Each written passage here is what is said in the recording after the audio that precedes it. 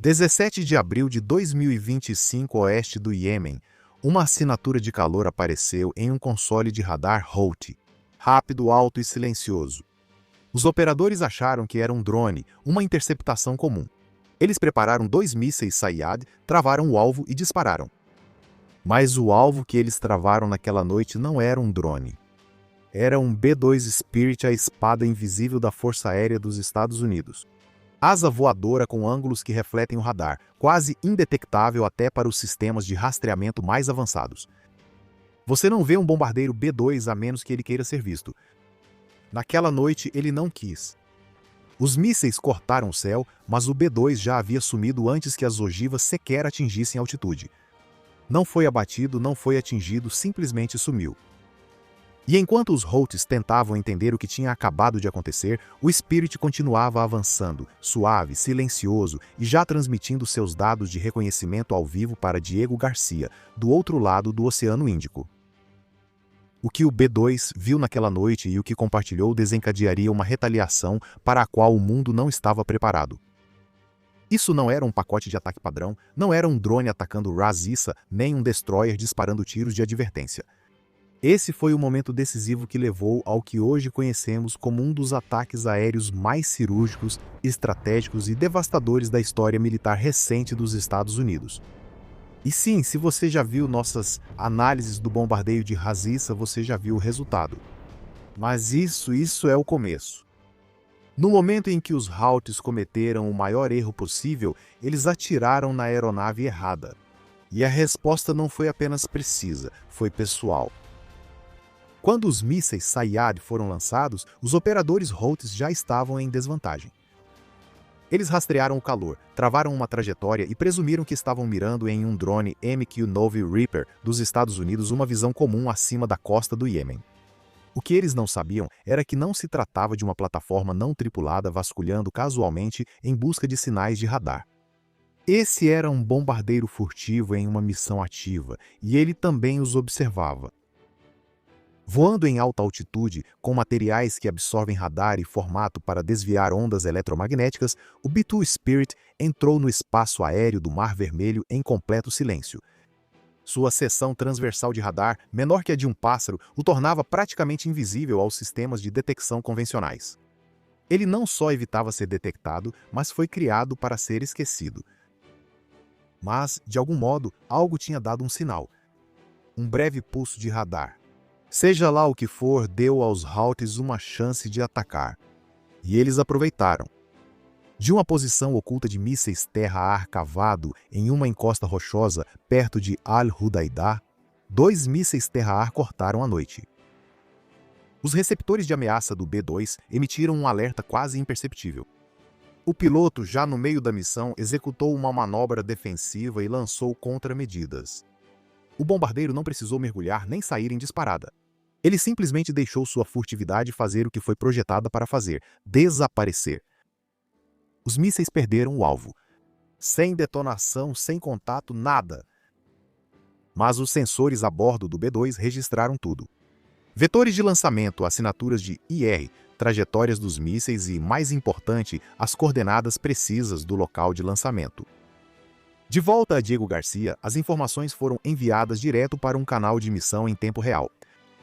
Em questão de segundos, os analistas marcaram o ponto de origem, mapearam o terreno ao redor e identificaram assinaturas térmicas de equipamentos adicionais nas proximidades. O bombardeiro não havia detectado uma ameaça isolada. Integrava uma rede móvel de lançamentos.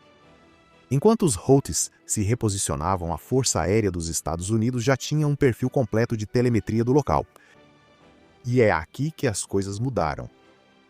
Normalmente uma aeronave, mesmo uma tão avançada quanto um B-2, completaria sua missão, faria o upload dos dados após o voo e deixaria o comando em terra decidir os próximos passos. Mas essa noite foi diferente. O Spirit não estava apenas em uma missão de reconhecimento. Ele estava totalmente armado, carregado com bombas GBU-57, penetradoras de grande porte e um conjunto de JDAMs otimizados para alvos subterrâneos fortificados. O comando não levou horas para decidir, a decisão já estava tomada. O ataque ao B-2 foi considerado um ato direto de agressão. A ordem! Retaliação imediata. E a retaliação de um B-2 não vem com alarde. Não envolve avisos ou preparação. Não ilumina o céu com traçantes, vem em silêncio, com precisão e com total surpresa. Em grande altitude, encoberto por nuvens e pela curvatura, o B-2 mudou o curso. Novo perfil de ataque carregado pelo comando. A aeronave inclinou para o sul apenas alguns graus.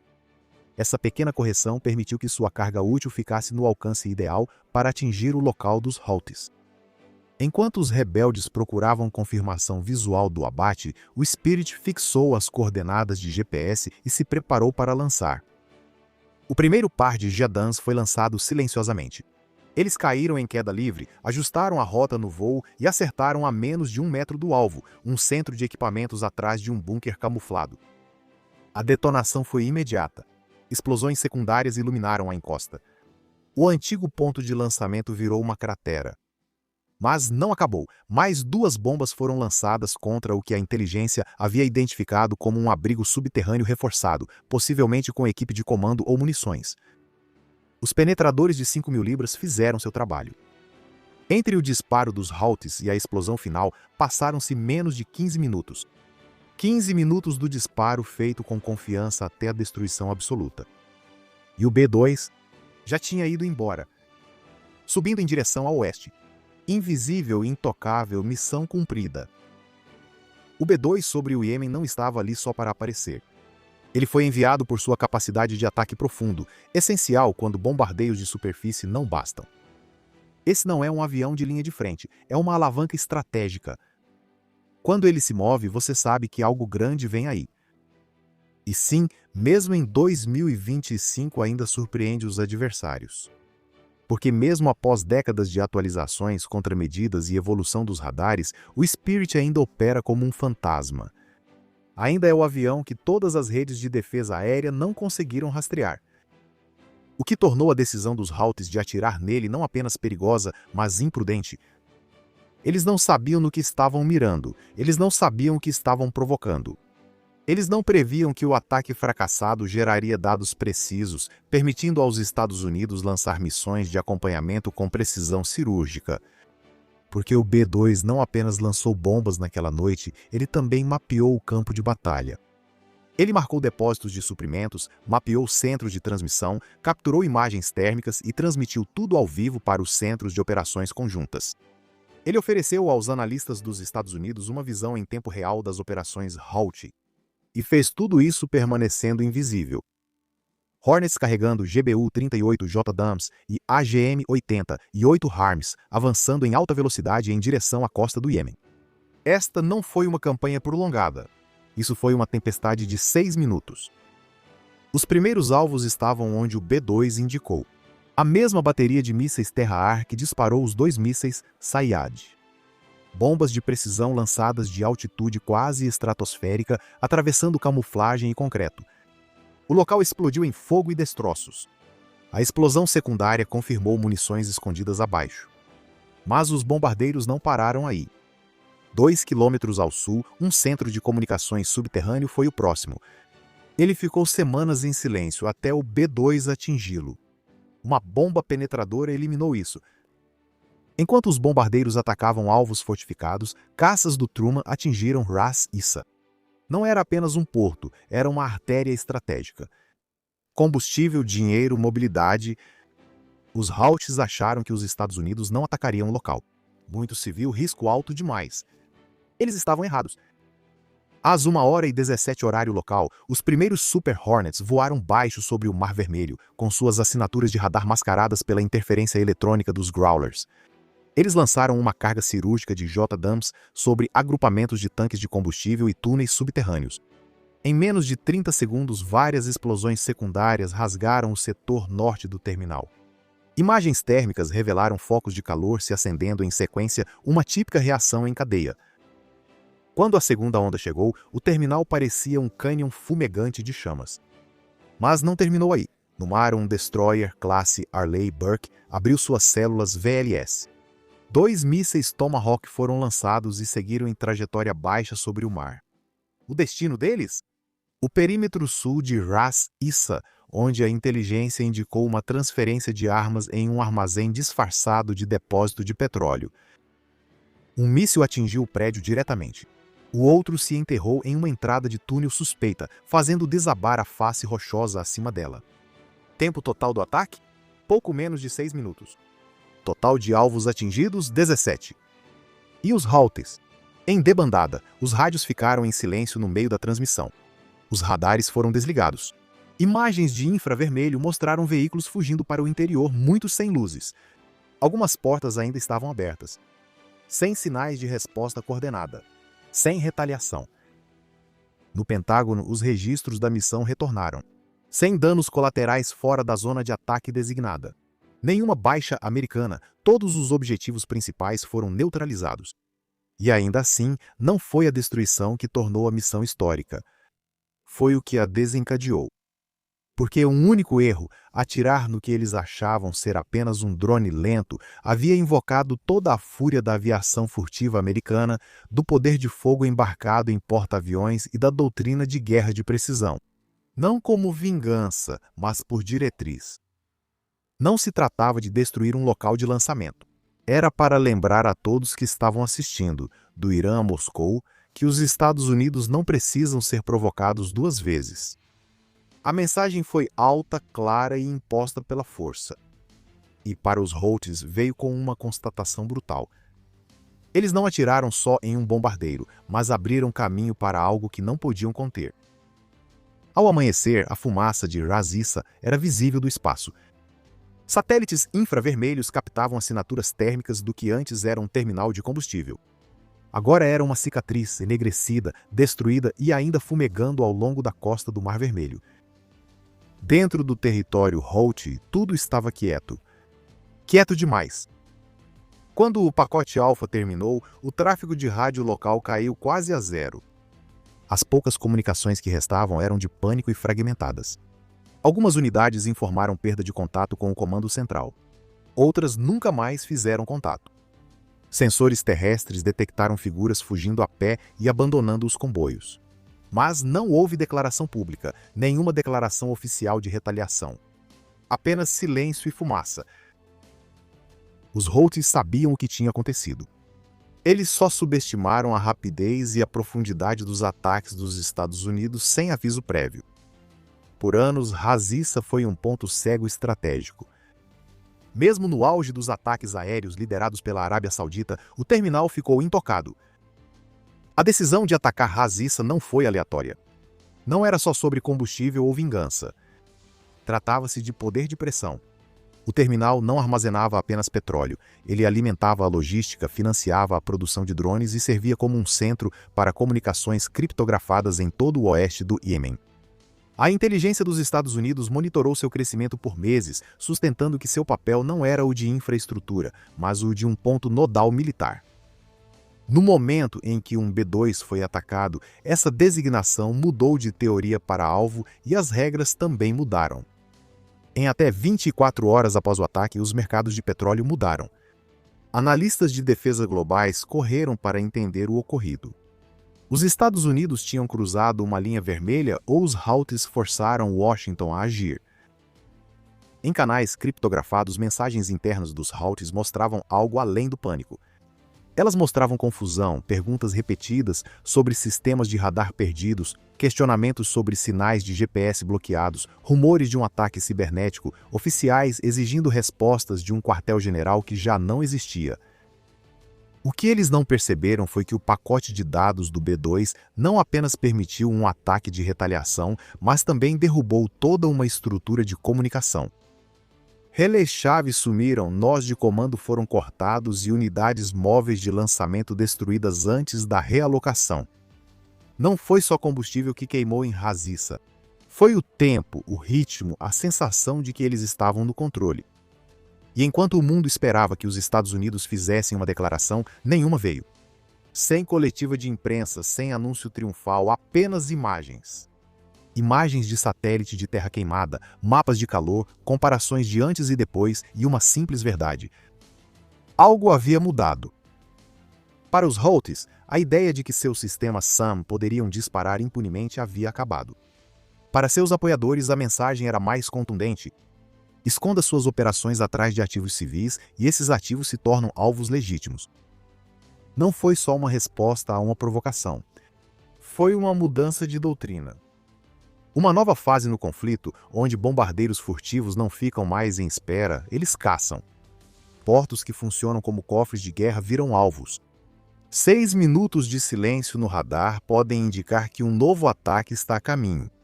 O impacto de 17 de abril não terminou com as crateras que deixou para trás. Isso remodelou todo o tabuleiro do jogo. E a próxima jogada não cabia mais aos Houthis fazê-la. Em termos militares, o ataque de 17 de abril foi exemplar, preciso, limpo e decisivo. Mas o que o diferenciou não foi apenas a execução. Foi a mensagem que ele transmitiu. Não apenas para os Houthis, mas para todos os atores que observam a região com o dedo no gatilho. Até aquele momento, a postura dos Estados Unidos no Mar Vermelho tinha sido em grande parte defensiva. Drones patrulhavam, destroyers vigiavam as rotas de navegação. As ameaças eram monitoradas, registradas e às vezes respondidas com ações moderadas. As regras de engajamento eram cautelosas e comedidas. Essa postura foi o que tornou o ataque a Ras Issa tão disruptivo. Porque desta vez, os Estados Unidos não apenas responderam à provocação, eles mudaram completamente o jogo. Empregar um bombardeiro B-2, a joia da coroa da furtividade americana, não foi só atacar com força. Era questão de sinalizar intenção.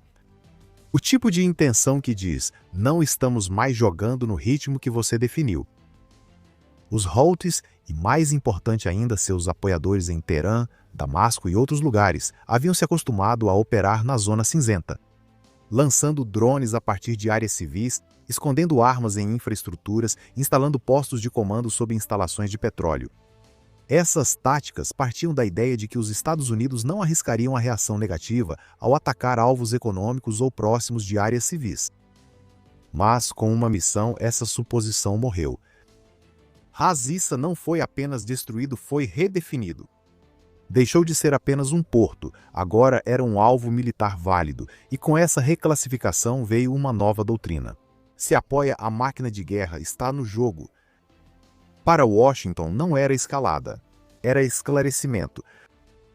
O ataque mostrou a todos que os bombardeiros furtivos não são mais exclusivos de guerras teóricas.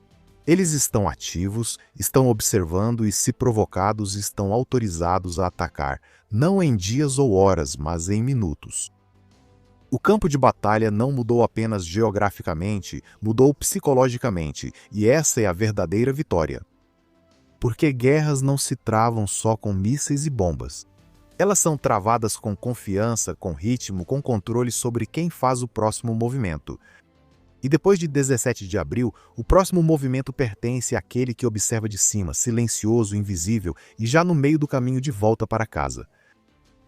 O céu sobre o Iêmen está quieto novamente, mas isso não é paz, é uma pausa. Depois que a fumaça se dissipou em Ras Issa e os sinais se apagaram, algo fundamental havia mudado. Não só no terreno ou táticas, mas também no tom. Os Estados Unidos já haviam deixado isso claro. As regras são diferentes agora. Você não pode atirar em um B-2 e sair impune.